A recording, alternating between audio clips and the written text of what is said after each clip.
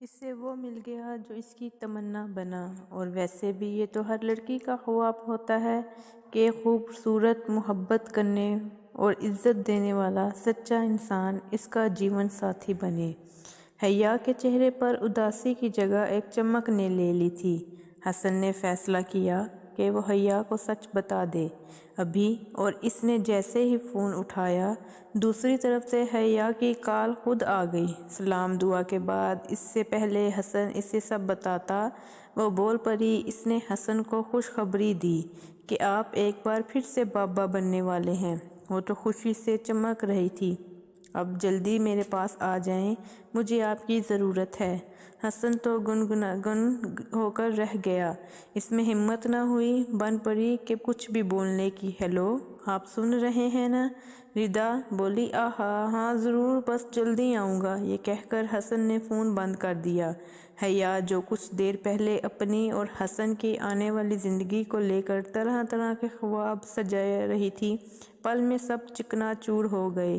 وہ سمجھدار تھی، حقیقت سمجھ گئی، مگر اس نے کوئی سوال نہ کیا۔ آپ کی طبیعت کچھ ٹھیک نہیں لگ رہی، میں آپ کے لیے چائے اور دوا لے کر آتی ہوں۔ وہ بولتی ہوئی اٹھ کر کھڑی ہوئی تھی اور جانے لگی کہ حسن نے اس کا ہاتھ پکڑا۔ حیا بیٹھو، میری بات سنو، وہ بے حد محبت اور نرمی سے بولا اور حیا کو اپنے پاس بٹھا لیا۔ حسن نے اس کو اپنے بارے میں سب کچھ بتا دیا، جس پر اس نے مسکرا کر حسن کو تسلی دی کہ سب ٹھیک ہو جائے گا، آپ فکر نہ کریں، میں خود ردا کو یہ یقین دلاؤں گی کہ یہ شادی ایک سمجھوتا ہے اور کچھ نہیں۔ اور سچ یہی ہے حسن کہ آپ ردا ہی سے محبت کرتے ہیں، میں نے ابھی آپ کی آنکھوں میں دیکھا ہے۔ میرے لیے تو آپ محسن ہیں کہ مجھے اپنایا آپ نے، میرے لیے یہی کافی ہے۔ آپ کے نام کے ساتھ میرا نام جڑ گیا اور میرے بچے کو اس کے باپ کا نام مل گیا۔ میں وعدہ کرتی ہوں کبھی آپ دونوں کے بیچ نہیں آؤں گی، آپ انہی کے ساتھ رہیں، میرے پیار میں کوئی کمی نہیں آئے گی۔ یہ سب بول کر تو جیسے حیا نے حسن کا آدھا بوجھ ہلکا کر دیا تھا۔ کچھ دن بعد حسن نے ردا کو ساری بات بتا دی۔ ردا کو دھچکا لگا تو وہ غصے سے جیسے پاگل ہو گئی۔ اس نے پورا گھر سر پر اٹھا لیا، بہت روئی، بہت تڑپی۔ حسن نے ہاتھ جوڑ کر اس سے معافی مانگی، دونوں روتے رہے تھے، مگر ردا کے بس میں نہ تھا اتنی بڑی تکلیف کو یوں بھول جانا۔ ایک تو اس رات کی غلطی، اور پھر حسن نے اسے بیوی بھی بنا لیا اور ساری زندگی ساتھ رکھنے والا تھا۔ یہ ردا برداشت نہ کر سکی اور گھر چھوڑ کر چلی گئی۔ حسن اجرا سا رہنے لگا، ذہنی دباؤ بہت تھا، وہ بس کام میں مگن رہتا۔ اپنے بیٹے اور ردا کی یاد اسے تڑپاتی رہی تھی، اور اپنی غلطی کا بوجھ اس نے حیا سے بات تک کرنا ترک کر دیا تھا۔ دن یوں ہی گزرتے رہے۔ وہ کئی بار ردا کے گھر جا چکا تھا، ہر طرح اسی سے معافی مانگنے کی کوشش کی، مگر ردا کے لیے آسان نہ تھا۔ ایک شام حسن کی گاڑی حادثے کا شکار ہو گئی۔ ایکسیڈنٹ اتنا برا تھا کہ اس کی جان مشکل سے بچی، مگر وہ بستر پر پڑ گیا۔ ردا کو جب پتہ چلا وہ تکلیف سے تڑپ اٹھی اور فوراً اسپتال جانے کا فیصلہ کیا، مگر اگلے ہی پل اسے حسن کی بے وفائی یاد آ گئی۔ اس کے قدم وہیں رک گئے تھے۔ حسن گھر آ چکا تھا۔ جتنے دن ہاسپٹل میں رہا، حیا بھی جان سے اس کی خدمت میں جتنی رہی، دن رات روتے روتے اس کی صحت کے لیے دعا مانگتی رہی۔ گھر آ جانے کے بعد وہ اور زیادہ خدمت کرنے لگی۔ حسن اپنے پیروں پر کھڑا ہونے کے قابل بھی نہ رہا تھا، کھانا بھی خود نہ کھا سکتا تھا۔ ڈاکٹر نے مشورہ دیا تھا 24 گھنٹے ڈیوٹی پر نرس رکھنے کا، مگر حیا نے سارا ذمہ اپنے سر لے رکھا تھا۔ واش روم لے جانا، کھانا کھلانا، نہلانا، یہاں تک کہ داڑھی بنانا، ہر ایک کام وہ اس کا سہارا بنی، اور اس نے کبھی ایک بار بھی حسن کو احساس نہ ہونے دیا کہ وہ محتاج ہے۔ اس نے خود کو حسن کے وجود کا دوسرا حصہ بنا لیا۔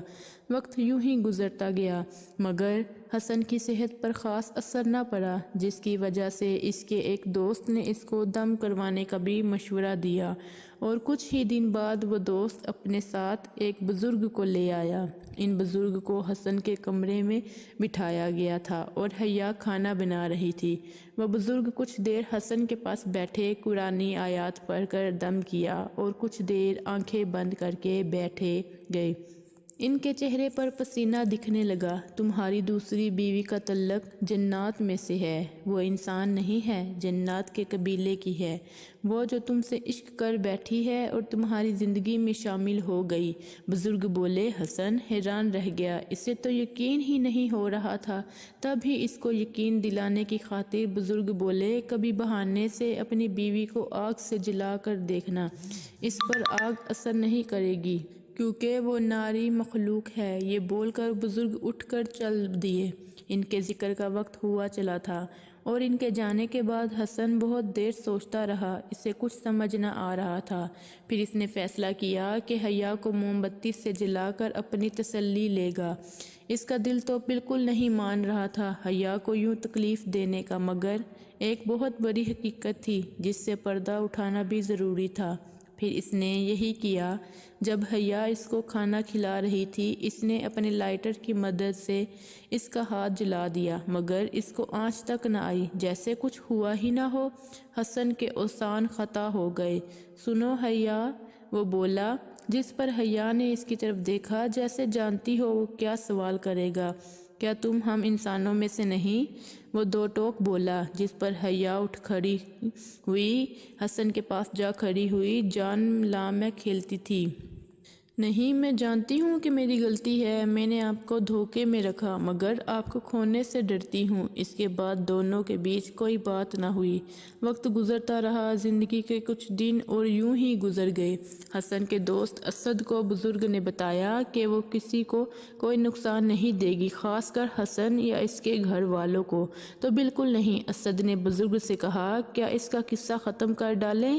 مگر بزرگ نے اس معاملے سے اپنا ہاتھ پیچھے کھینچ لیا اور کہا، یہ معاملہ اللہ کے ہاتھ میں ہے۔ اب اسد نے ردا کو اس کے گھر جا کر تمام صورتحال سے آگاہ کر دیا۔ وہ ششد رہ گئی، اس کو اپنے کانوں پر یقین نہ ہو رہا تھا۔ یہ کیا ہو گیا اسد؟ یہ میں نے کیا کیا؟ اگر دیا حسن کو اس مشکل میں اکیلا چھوڑ دیا، وہ میرے حسن کو لے جائے گی۔ اس نے میرے حسن کو اپنے قبضے میں لے رکھا ہے، وہ ہم سب کو بھی مار ڈالے گی۔ یہ سب کیسے ممکن ہے؟ میں تو سوچ سے بھی نہیں سکتی تھی۔ ردا خوف سے کانپ اٹھی اور اپنے بچے کو سینے سے لگا لیا۔ فکر نہ کرے بھابھی، ہم اپنے حسن کو اس کے چنگل سے نکال لیں گے۔ اسد نے جلدی ہی کسی پیر سے بات کر کے اس کو معاملہ بتا دیا۔ اس پیر نے مدد کرنے کا وعدہ کیا اور بھاری فیس وصول کی۔ اس نے چاند کی 14ویں تاریخ دے دی کہ اس رات اپنے دوست کو میرے آستانے لے کر آنا۔ اس سے پہلے ہم کچھ ضروری عمل کریں گے جس کا اثر تمہارے دوست پر ہوگا، مگر تم گھبرانا مت، یہ سب اس کی بھلائی کے لیے ہوگا۔ کچھ دن بعد اسد حسن کے پاس آیا۔ حسن، اس دن ان بزرگ نے جو کہا، اس کے بعد بھی تو اسی چڑیل کے ساتھ کیسے؟ یار میری بات مان، چھوڑ دے اس کو۔ تو نے اس کی وجہ سے بھابھی اور احمر کو چھوڑ دیا۔ میں نے اس سے نہیں، وہ مجھے چھوڑ گئی ہے۔ یار کتنی بار اس کے گھر کے چکر لگا چکا ہوں۔ اب تو اس کی والدین نے مجھے بے عزت کر کے گھر سے نکال دیا اور کہا کہ میں اس سے زیادہ اور ذلیل نہیں ہو سکتا۔ کیا کروں؟ ہر کوشش کر لی اس کو منانے کی، مگر تو نہیں جانتا اسد، میں ردا سے کتنی محبت کرتا ہوں۔ حیا مجبوری میں لیا گیا ایک فیصلہ ہے اور ردا میری محبت ہے، مگر افسوس وہ یہ سمجھ نہ سکی۔ میں نے بھابھی کو منا لیا ہے، وہ مان گئی ہیں۔ اسد نے خوشخبری سنائی، مگر حسن خاموش بیٹھا رہا۔ اچھی بات ہے، بس اتنا ہی بول پایا۔ اس کے دل میں ردا سے شکوہ بیٹھ چکا تھا کہ جب میں زندگی اور موت کے بیچ جھول رہا تھا اور محتاج ہو کر بستر پر پڑ گیا، تب بھی اس نے مجھے اکیلا چھوڑ دیا۔ مگر یہ بول کر وہ ردا کی تعظیم کم نہ کرنا چاہتا تھا، وہ چپ ہی رہا۔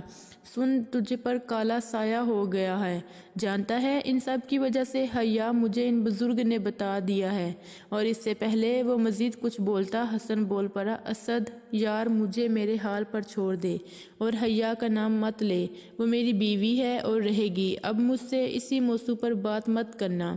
کچھ دن اور گزر گئے۔ 14 تاریخ قریب ہوتی جا رہی تھی اور حسن کی حالت خراب ہوتی جا رہی تھی۔ اس کا رنگ زرد پڑ چکا تھا، آنکھیں سرخ، بولنا چھوڑ دیا تھا۔ اس نے یہ سب اس عمل کی وجہ سے ہو رہا تھا جو وہ پیر حیا کو قابو کرنے کی خاطر کر رہا تھا۔ پھر 14 تاریخ بھی آ گئی۔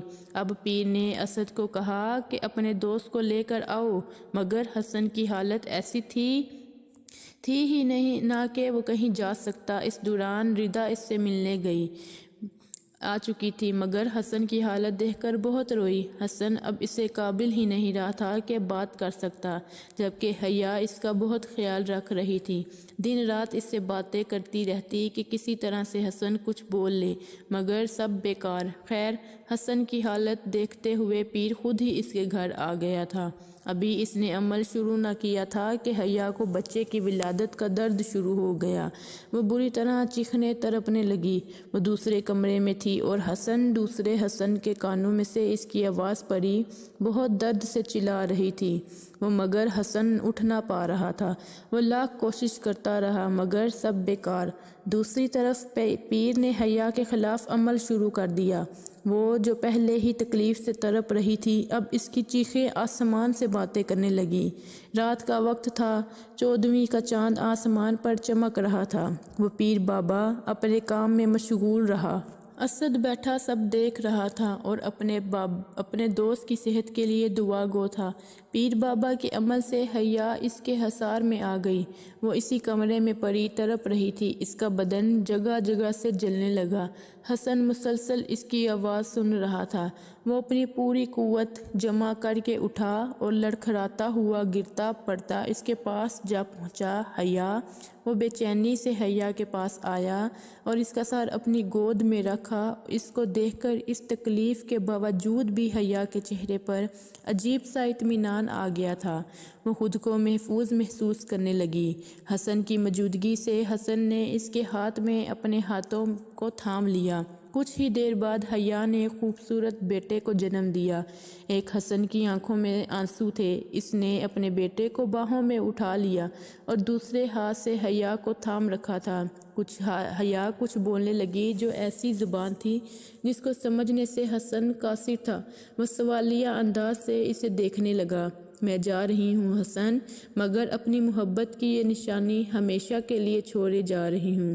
میں سرکش ہوئی جس کی مجھے سزا ملی، مگر میری غلطی کی سزا میرے بچے کو نہ ملنے دینا۔ یہ بولتے ہوئے اس نے بچے کو چوما۔ اس کا بہت خیال رکھنا، یہ حیا کے آخری الفاظ تھے۔ پھر وہ جھلس کر ہوا میں تحلیل ہو گئی۔ حسن کافی دیر ساکت بیٹھا رہا۔ اسد دوڑ کر اس کے پاس آیا اور اسے گلے لگا لیا اور اسے اپنے ساتھ اس کے شہر والے گھر لے گیا۔ حسن ابھی بھی ڈھیلا تھا۔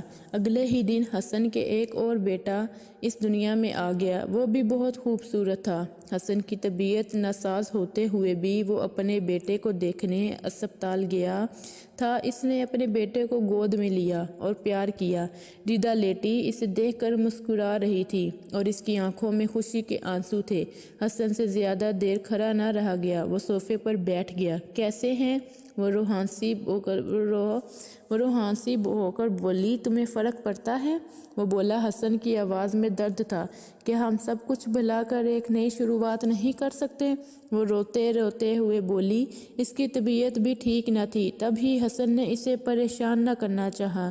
وہ کچھ دیر تو خاموش بیٹھا، زمین گھورتا رہا، پھر اٹھ کر ردا کے پہلو میں آ بیٹھا اور نرمی سے ردا کے ہاتھ پر اپنا ہاتھ رکھ دیا۔ ٹھیک ہے، مگر کیا تم میرا ایک مان رکھو گی؟ میرے اس بیٹے کو بھی اپنے سگے بیٹوں کی طرح پالو گی، اس کی ماں بنو گی؟ جس پر ردا سسک کر رو پڑی اور حامی بھرتے ہوئے حسن کے گلے لگ گئی۔